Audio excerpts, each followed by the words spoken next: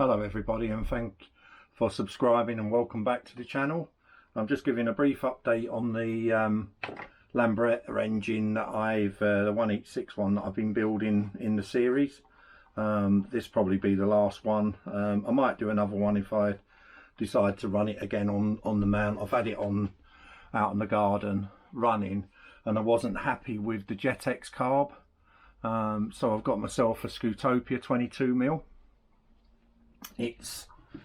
I think it's smaller here. I'm just going to measure it because the inlet manifold up here is larger on the one that fits this Jetex.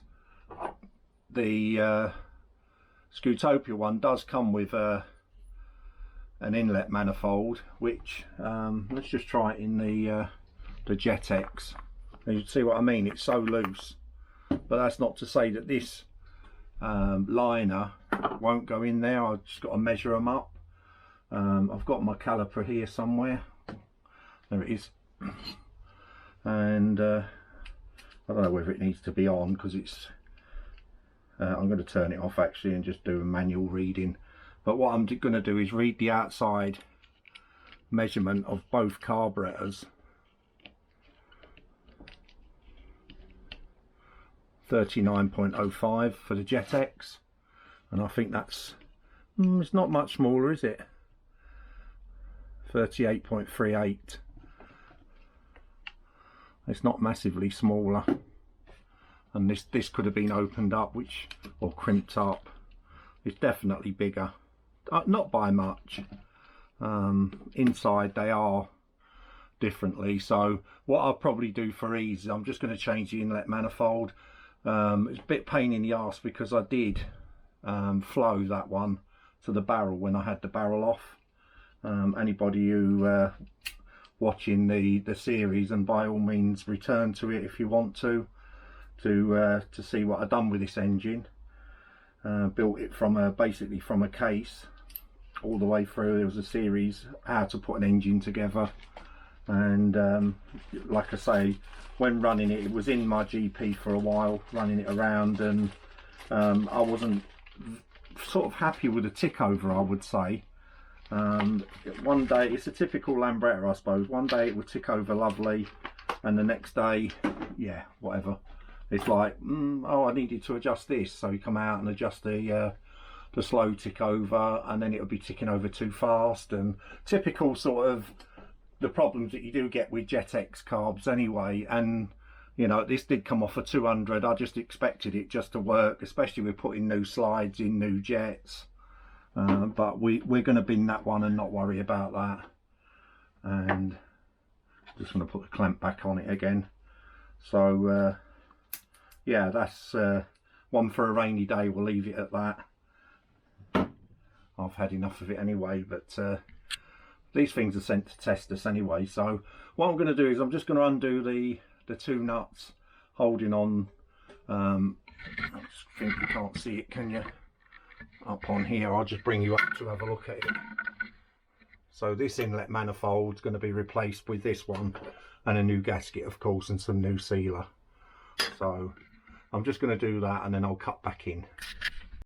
Right, we have got one manifold in place, and I just want to go through this carburetor with you.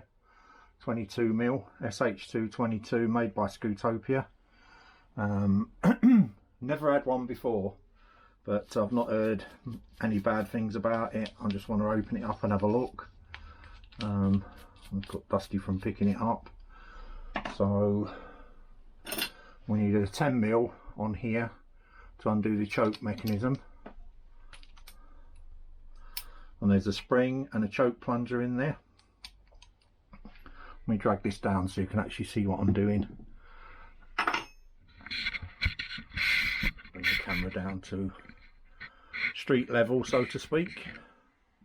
So I'm actually taking out the choke, the spring, and if I just tap that, there you go. When you're setting a choke up on a Lambretta, this hole here there's a jet. When I take this out, I'll show you. Let's get my screwdriver. So, like the Italian scooters, it's got a screw. The Jetex are at the bottom, so that's one way of easy telling what a Jetex looks like. So undo these 2 screws, and the float bowl will drop off.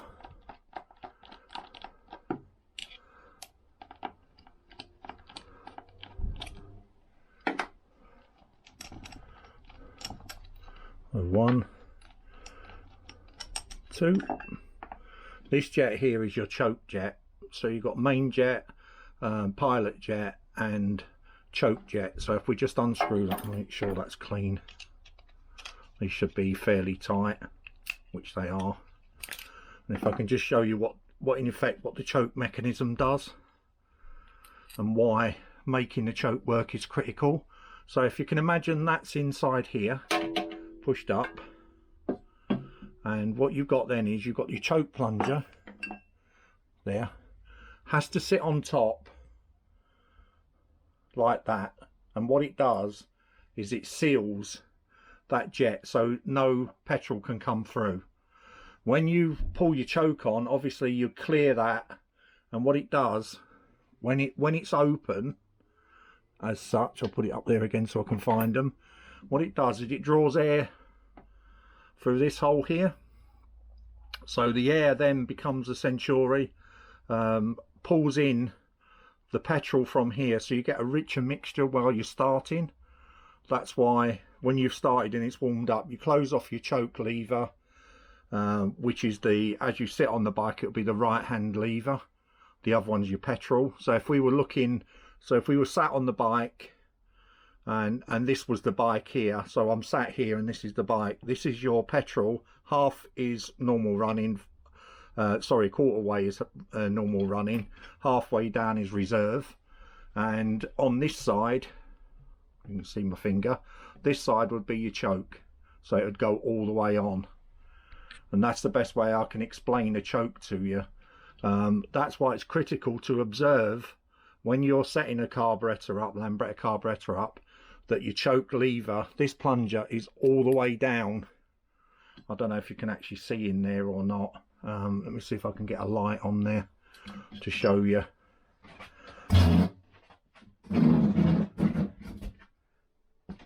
Because in effect, if you've got a light, you've got air, and when you're running your scooter normally, you don't want any air in it.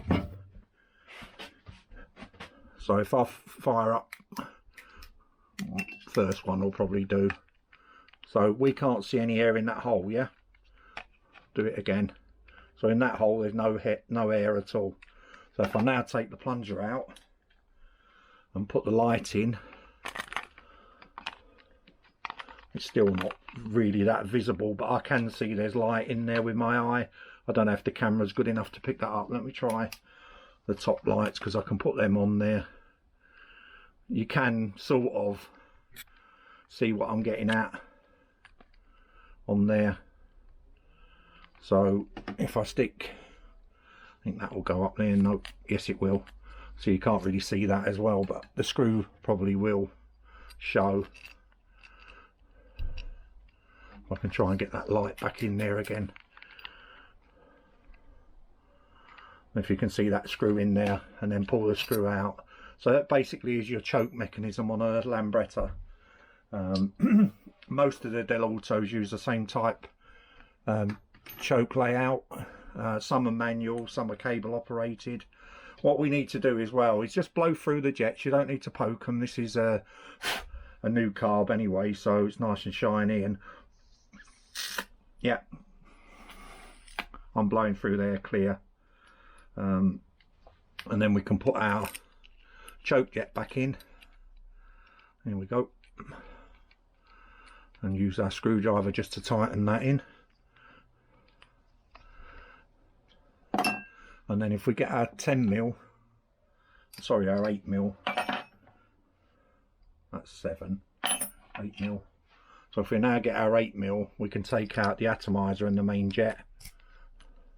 So if I stick it on there where you can actually see what I'm doing.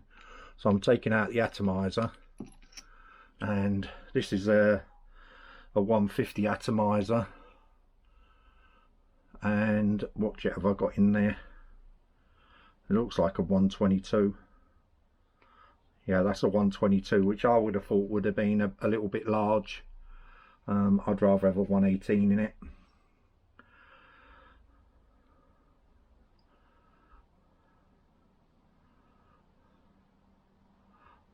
.5894. It looks like -4. I know that that's the 150 because I was promised that that was how it's set up. And if I can find, there it is. So we got the slide as well is different on a 200. The carbs are the same. I don't know if these are actually marked up number wise. They don't look like they are. No. On Del Autos and some Spacos, these have got numbers on. So we can leave that and has it got a number on there that I can't see? No, it hasn't. Or if it, yes, it has. 76952. And we'll have a look what's in the carburettor fitted up at the moment. As I say, I was told it was a set up as a 150, but a 122 is a 200 jet, main jet. So what I'm doing now is just taking off the lid. And again, these are normally held on with Del Autos with, no, they haven't got them, little washers that basically stop the screws falling out. You can imagine doing this on the side of the road. So let's have a look what this one says it is. I can sort of read that. I need to just give it a wipe. Covered in oil. 78951, so that's a 150. That is a 150. And the 2 is a 200. And the only real difference between them is the air aperture cut out at the bottom. If I put them side by side, I don't know if you can actually see that. It's different cut out. This is where the up down for your tick over goes. It's not the air screw, it's the actual moves up and down on here. So boom, boom, it's a cut out, so you can only put it in one way. If you look inside the carb, yeah, see how it's square inside there, or oblong I should say. Not very good with the light I've got. But that's a 150. I've got the 200 one, which I'll put back in the bag. And what I'm going to do is I'm going to put a 118 main jet in, not the 122 200 jet. So the main jet,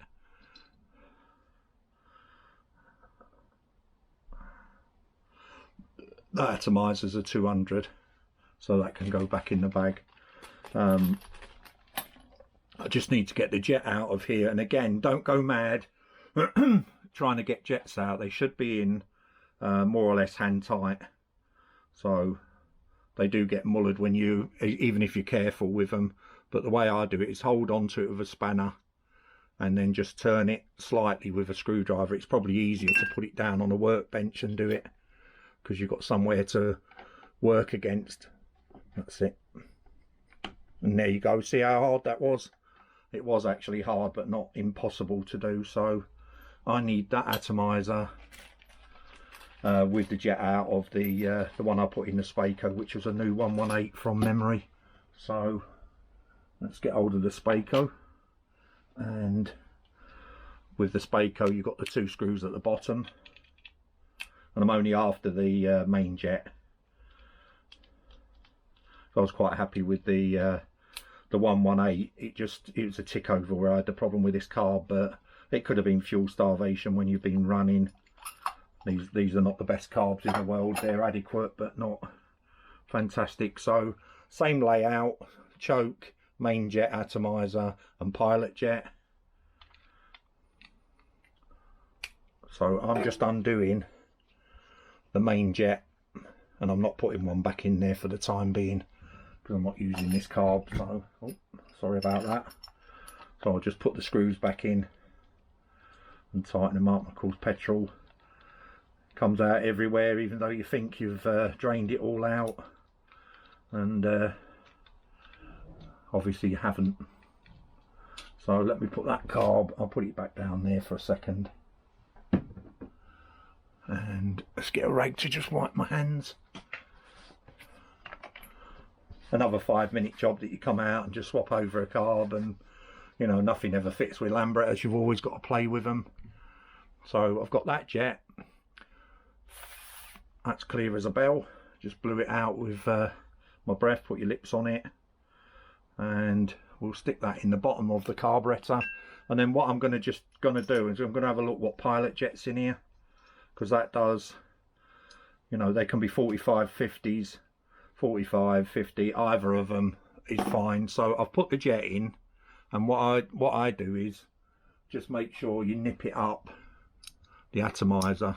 That's it, just a little tiny turn and you're quite happy. What I'm after is a 45.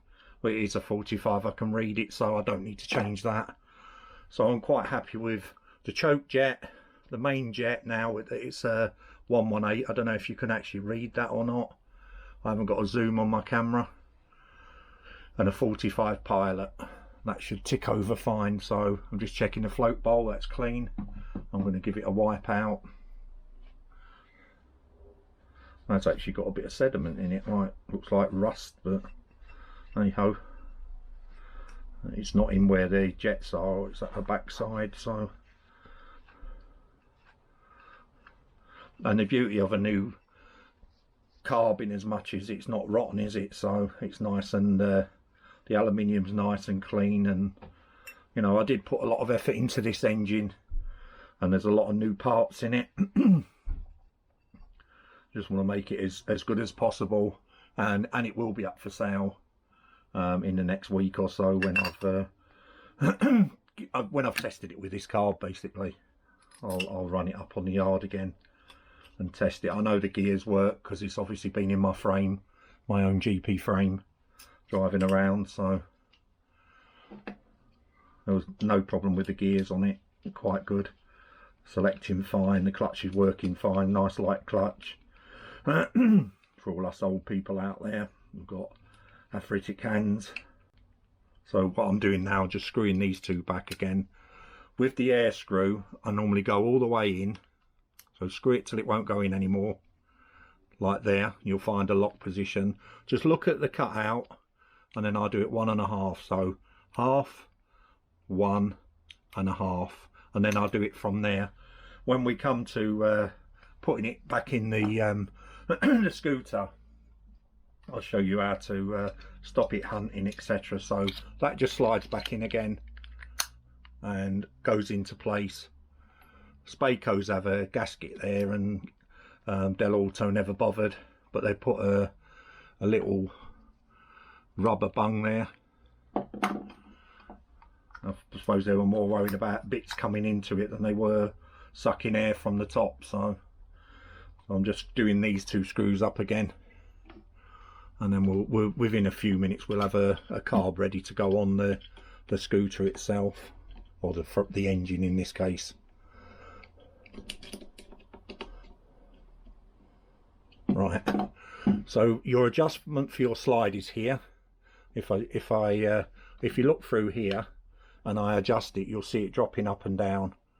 Yeah, so there's no light and there's light. And again, I like to have it about, I would say about there, somewhere in between there, just to start with. You don't want to choke it off too bad when you're starting up. So I'll take the choke plunger, put that back in the spring, and what we'd normally do is have a cable through here.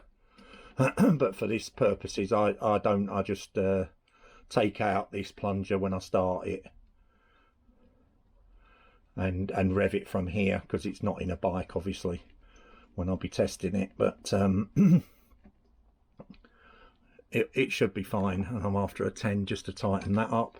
And again, just finger tight. These on the original Del Autos are 9 out of 10 are mullered. They're always over tightened, put in at an angle. So take your time with them, don't put it at an angle, cross thread it. It's not worth the hassle. when I use throttle cables, I use them slightly longer, and I use a pinch nipple. I'll find one out and show you what I mean, that goes on in the handlebar end, so that you can get all the play out of this cable. So once it goes through in the nipples here and in that little cutout there, you can pull the inner cable up at the handlebar end and put your nipple on, and it's held on with a screw. Never have any problems with them.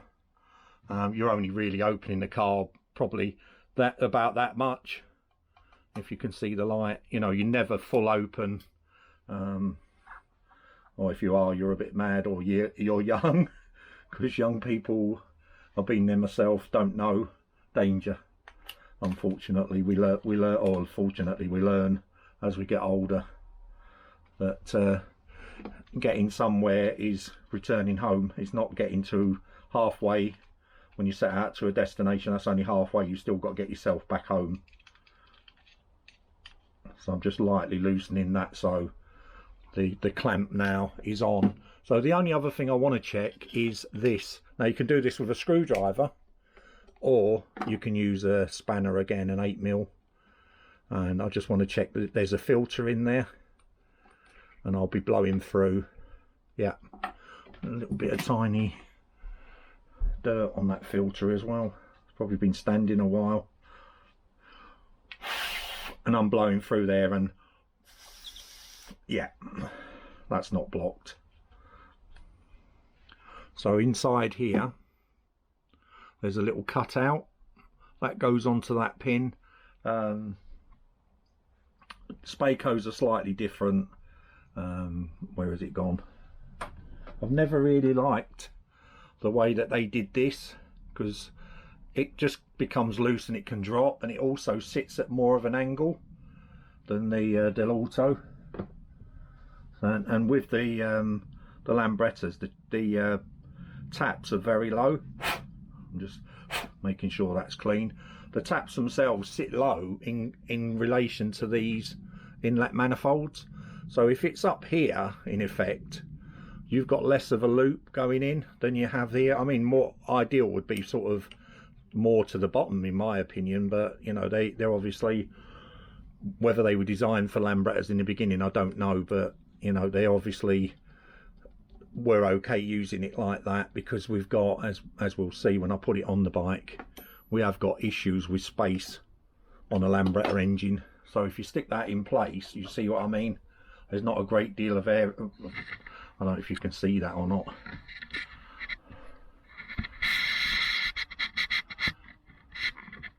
I'll tighten that up again. Right, so the carburetor itself, if you push it on, you see what I'm saying, there's not a great deal of space for the petrol pipe to go on. And what we're after is that carburetor to be level when you're sat on the bike, not when it's ticking over. So if it's slightly down, that's okay in my opinion, because when the back end of the bike goes down, that becomes level, if that makes sense. I hope I'm making sense, because if you take a level, I'm just trying to think of, can I get hold of a, yeah, I've got one here. Excuse me for a minute, I'm trying to get my big head out of the way. So if you can imagine that as being the ground level, so your wheel would be on the ground level, you want the carburetor when you're sat on it, so it's going to go down slightly. You see what I mean? So you want the carburetor slightly down, so that when you're sat on it, that's level. So you're going to get, when you're filling up and running and it's at full pelt, this float is sitting level. If you put it level in an engine like that, it's tilted, you'll never get a full float bowl. It'll always have the chance of sucking air up, and probably, you know, when you're flat out, it can cause issues with your running. Basically, it sort of misses, like 4 strokes as they call it. So if it's slightly out downwards, let me swing that back around. I hope you follow that. That's my logic. Everybody, like I keep saying, does everything their own way. So we're after the engine to be level, which is not, it's slightly down at the back, but if we just have that slightly off kilter, so when it goes down, because when you sit on the bike, the engine and the tyre basically gives way, is what I'm trying to say, and the tyre goes a slightly bit down. So you're, say the tyre's like that, when you're sat on it, it goes down a bit to with the weight of yourself on it, and then the back end will go slightly down. It's not much, but it can be the difference between running nice when you're moving and sort of like that. It's the best way I can describe it. So if you find you're running fast somewhere and it seems to be choking out, look at where the position of your carburetor. This carburetor as well came with a nice new air hose, and that will be going on the carburetor. I have got the elbow. I don't know if I've got a new air filter. I'll have to dig that out. I've been running it with no air filter while I've been messing around with the scooter, because my own GP, as you know, runs with a 30mm, so I don't have an airbox on my bike. But you know, that's more or less the engine done, all bar some more testing with it, and you know, when I'm happy with the tick over, and I'll be putting a new spark plug cap on, and I'm going to change the spark plug because that one's just been used for chopping and changing. So the engine will be up for sale. If anyone's interested, contact me. It's cost me over £1,600 to do, so 1,600, and I'll let it go for that. And that was the 1,600 was before I shelled out for the carburetor. So that's just my own choice. I'm putting my name to an engine. I'm not selling, you know, anything that's not going to run properly. So if you're interested, by all means contact me. So leave me a message on the YouTube, well, where you're watching this, basically the YouTube channel, and I don't mind putting it in for somebody if they want to drag their scooter up to me. I've got no problem. They can run it around and make sure they're happy. In some ways I prefer doing that than letting somebody else put the engine in, simply because we've got the wiring to cut down. That's miles too long, and route it nicely and cable it up. It's just one of them things. But like I say, I'm not trying to make money out of doing this. It's something for my channel and my viewers to watch. So I hope you've enjoyed the series on this. As I say, I might put it on running. There's not much to see running on here. Kick it over, and this petrol, I don't know if you can see that. I fill that up and then I run it and fill it up a couple of times and just run it until I'm happy, when it's warmed up, that everything's hunky-dory. If it's ticking over, it's revving freely, which it was doing with the Spaco, to be honest. It's just I didn't like the lumpy tick over that it had. It wasn't a nice dump dump dump dump dump. It was more, you know, sort of hunting all the time, and I couldn't get that out of it. And you know, I'll put that down to the only real 100% second-hand part, which was a carburetor. We've got new stator plate flywheel, piston barrel, head, spark plug, umpteen bits in here, brakes. We've got second-hand hub. We've got some second-hand levers and what have you. It's brand new clutch in it, sliding dog, brand new gearbox in it, and every bearing has been replaced, and we've got Viton oil seals, as you know. Like I say, if you're interested and you've not seen the build on this, then please look at the previous videos on it. That's what they're there for. It's shows you what goes into building a Lambretta engine. So all I've got to do is clamp that up, basically, put the petrol pipe on, reconnect up the spark plug, and it's ready to start, you know, on the garden. But they do weigh a ton lifting them down and messing around with them. But that's for another day anyway. This was only supposed to be an update of the carb. So as I say, I've only heard good things about these carbs, and they are what they are. They're not Del Auto, but I suppose it's not a 50-year-old carb, is it? You know, it's brand new carbon. all them sort of anomalies that you get, you know, like I have with the Spaco, you're not going to get on, or hopefully not going to get on a brand new carb. So, you know, as much as future-proofing your scooter as much as you can, I don't really know how much more you can do with it. I've got to tighten the rear hub down and put the lock nut in place. It's about £60 at the moment. I like to do mine about 110 to 120, depends on where the hole lines up with the locking plate. As you know, they're all new. Mostly, I'd say 99% stainless steel bolts. I've put new rubbers on here, the anti-vibration rubbers, the new mounting silent blocks in it.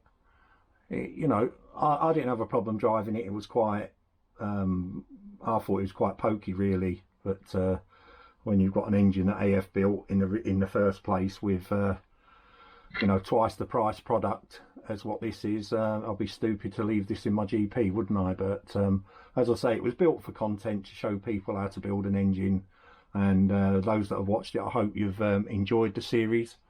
There'll be more to come. I've got forks to build. I'll be going through electrics with Lambrettas, showing you the original electrics and how to adjust them and how to full DC it so you're running with your lights from a battery, or as my GP is, which is running AC.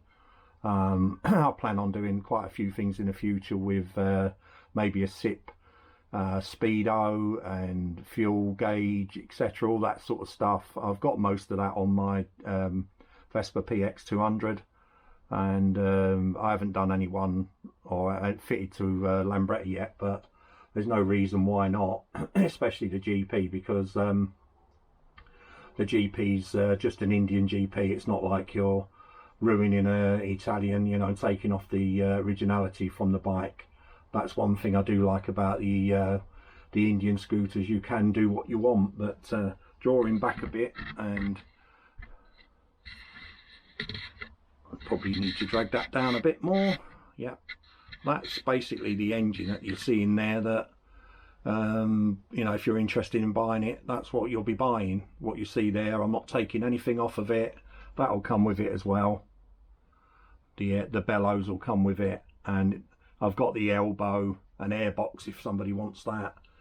I'm quite willing to let that go. I don't need that for my GP, but they will need painting or chroming or whatever if you decide to keep going with a stainless steel theme like I have. But as I say, there's not really much more to say about this engine. I'm quite happy with it. It runs fine. It's just, hopefully now we've got the tick over sorted out. I will know that for sure, as I say, when I do run it up. I know I'll keep going over these sort of things, but yeah, it's probably about as long as I want to make the video, because some people like long videos, some people don't. Hopefully I've explained the carburetor, you know, the Del Auto type carburetor like that is.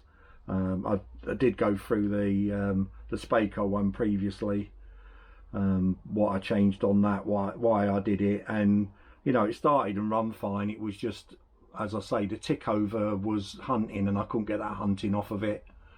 And you know, it's just, call it perfectionist or, you know, anal, whatever you want to call it. It's just, I like stuff to run nice and not miss a beat while you're going, because you know, at the end of the day, like I keep saying, the destination is home, and where you're going to is only halfway. So ride safe, everybody, and like I say, anyone who subscribed recently and previously, I do thank you for that, because it helps grow my channel. And you know, with the channel growing, then obviously there's scope to do more and more, and take on ideas from people as well, you know, what they'd like to see, because building an engine from scratch like this is a good oversight, because it shows you how to do the carburetor, the choke, the gears, or how I do them anyway. Like I say, everybody's got their own idea, you know, that, I think, you know, you can't even hear it turning, can you? So, you know, it's free as a bird, and that's, you don't want any really, in my opinion, if that's trailing and dragging, that's going to slow your scooter down, isn't it? The same as your crankshaft. If they've got nice bearings in, everything's going to run nice and smooth. And you know, the last couple of videos I did on my GP engine, putting the VIT on oil seals and the Koyo bearings on the AF built 225 that I've got, I think's made it so much nicer to ride, to be honest. And I might be talking out my backside, you know, a bearing's a bearing, but are they? I don't know. You know, some of them are stronger and made closer tolerances, I suppose. You know, it's what you pay for, isn't it? You know, at the end of the day, if you're buying cheap stuff all the time, then if you're in that bargain basement, if you like, then, you know, you expect a few things to fail along the way. But, you know, I've got a pull down chain, I've got chain, sprocket, you know, most of the stuff there is brand new, bolt on it. Crankshaft is second-hand crankshaft in this. It was out of a GP200, which I had lying around. I balanced that, made sure it was fine, didn't even need to knock it or anything. Again, as I explained in the videos, to show people how to balance crankshafts, it's a time-consuming effort, and it's also no good if you haven't got the tools to do that. You need specialist tools basically to balance it up, and you need a lot of sort of, not nails, but you need a lot of, you know, as you're twisting the crank, it twists out this way and it also twists out this way. So, you know, it's not just a balancing one XY, it's balancing, you know, I would say AB as well, because the crank's got to run straight as well as be level. Or you're just going to induce loads and loads of vibration into the scooter, which Lambrettas have by their nature of the beast. In my opinion, they've all got some vibration or another. You know, they put longer silent blocks on to try and balance it out a bit, and I've never tried that myself. But, you know, where do you stop with them?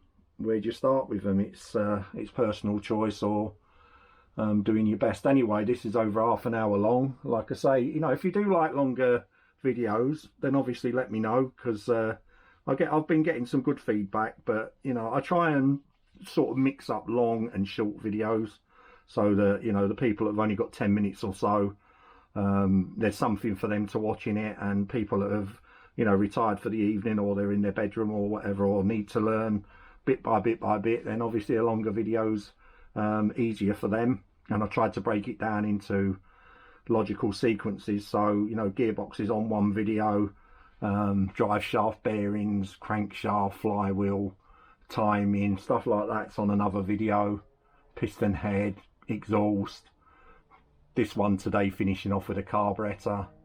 I'd already put this on a video, so the only thing I've got to do is, like I say, just tighten that up, and we're in business.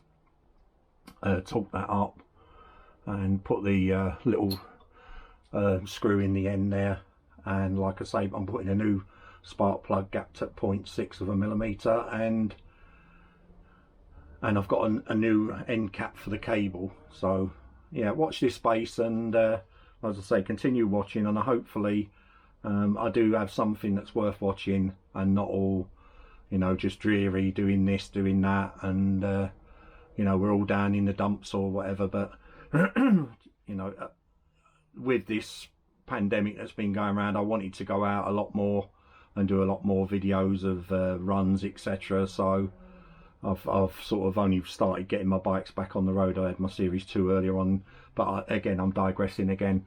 And again, thanks once again, everybody. Stay safe, ride safe, and thanks for subscribing. I'll see you on the next one. Bye for now.